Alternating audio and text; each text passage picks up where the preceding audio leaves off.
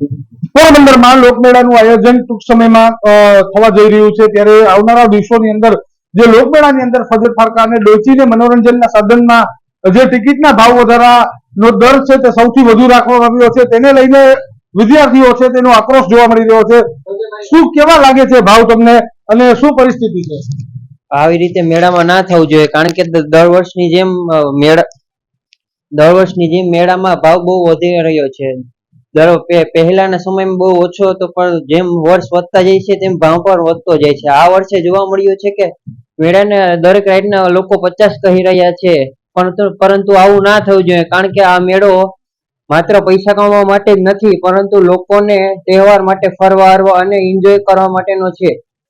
તેથી ગામડાના લોકો આવતા હોય છે, તેથી તે એટલા પ્રાઇસ પે કરી શકતા નથી। 50 ની જગ્યાએ 30 હોવા જોઈએ, તેથી બધા લોકો બેસી શકે અને બધા લોકો એન્જોય પણ કરી શકે છે। જી, આપણા શહેરની અંદર ઉદ્યોગો નથી, મોટા વ્યવસાયો નથી, ઇન્કમના કોઈ મોટા સાધનો નથી, કઈ રીતે તમે વિચારો છો ભાવને આપણે એક રીતે જોઈએ તો મેળામાં બધા લોકો એન્જોય કરવા આવે છે, અને મેળામાં જે દર વર્ષે હોય ભાવ એ જ રાખવો જોઈએ। અને ગઈ વર્ષે આપણે વરસાદના હિસાબે મેળા પણ રોકાઈ ગયા હતા, એટલે આ વર્ષે લોકો વધારે આવે અને આનંદ લઈ શકે છે, એ માટે મેળામાં આપણે જે ટિકિટ હોય એ જ રાખવા સરકારને નમ્ર વિનંતી। શું કહેશો ભઈલા, તમારા પરિવારની આવક શું છે, ઇન્કમ કઈ રીતે, શું પપ્પા મમ્મી ભાઈ બહેનો શું કામ કરે છે ને ઇન્કમના દરે આ ભાવ તમને પોસાય?